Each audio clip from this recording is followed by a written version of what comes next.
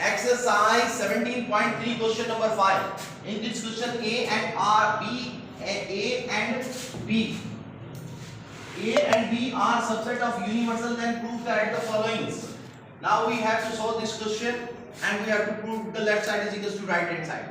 Left right के बराबर है, लेकिन यहाँ पर A और B का हमें कोई भी सेट के एलिमेंट्स नहीं दिए, लेकिन इसमें ये कंडीशन बताइए कि A और B दोनों सबसेट है यूनिवर्सल के। A और B दोनों सबसेट है यूनिवर्सल के, ठीक है। तो अब ये दोनों यूनिवर्सल के सबसेट हैं, तो हम अपनी तरफ से भी वैल्यू सपोज करके इसको प्रूफ करवा सकते हैं। इसको हम अपनी तरफ से A और B की वैल्यू सपोज करेंगे, लेकिन according to this given condition that A and B both are the subsets of universal set, यानी A और B दोनों यूनिवर्सल के सबसेट हैं, ये हमें देखना पड़ेगा। तो अब हम यहाँ पर अकॉर्डिंग टू द क्वेश्चन हम अपनी तरफ से बना लेते हैं, A के एलिमेंट बना लेते हैं 1 2 3 4 और B के एलिमेंट्स बना लेते हैं 2 4 6 8 और यूनिवर्सल के सेट बना लेते हैं 1 2 3 डॉट डॉट डॉट 8 यहां तक। ये हमने according to the given condition of the question that A and B both are the subsets of universal sets. Now we have supposed the values of A set. A के हमने अपनी तरफ से suppose किए एलिमेंट्स and B के according to the given condition that A and B both belongs to the universal set. अब क्या करेंगे, हम प्रूफ करवाएंगे। तो हम यहाँ से स्टार्ट लेंगे क्वेश्चन के सॉल्यूशन के लिए। हम कहेंगे solution for the left hand side.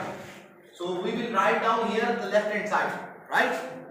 अब क्या करेंगे कि हमें पहले जाहिर है लेफ्ट हैंड साइड में ये वाला क्वेश्चन हल करना है, लेकिन इसमें सबसे पहले क्या हल करेंगे, इसको पहले नहीं कर सकते, ब्रैकेट पहले हल होगी। तो हम लिखेंगे A इंटरसेक्शन B। तो हम सबसे पहले A इंटरसेक्शन B को हल करेंगे ताकि हम यूनियन कर सके यूनियन A के साथ।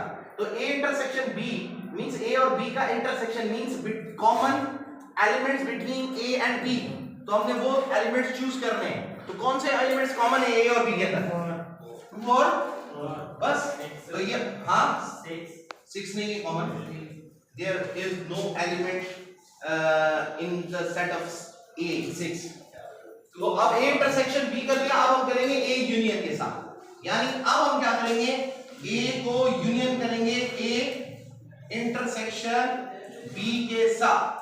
तो अब क्या होगा कि A इंटरसेक्शन B तो ये है, A के साथ यूनियन कर दें तो हमारे पास क्या एलिमेंट आ जाएंगे 1 2 3 4, ये आ गया A union B। Left hand side का आंसर, इसको हम क्या करेंगे, रेफरेंस देंगे। Now we will solve the right hand side, और हम राइट हैंड साइड के लिए RHS लिखकर हमने इसका सवाल में पहले ब्रैकेट करनी है, यानी A यूनियन B करना है।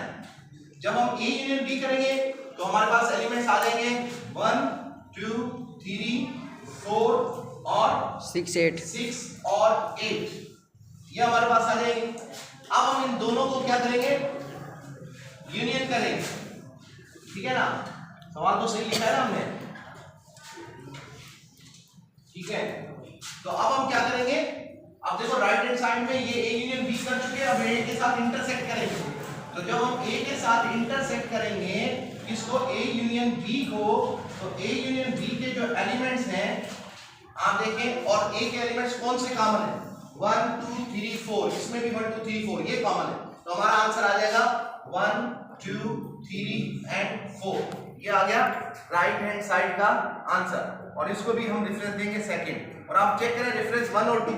Reference 1 represent the side of left hand side, इसका आंसर देखें वही है, राइट हैंड साइड का भी आंसर वही है, it means it is proof. आखिर में हम लिखेंगे from 1 and 2, from 1 and 2 we know that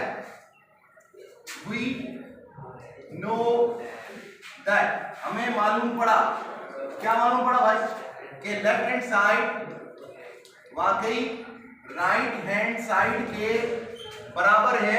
और ये क्या हो गया, प्रूफ, क्योंकि उन्होंने सवाल में लिखा है प्रूफ करके दें, तो हम कहेंगे it is proofed. Yes, this is the answer of this question. ठीक है, समझ आ गया? स्टॉप।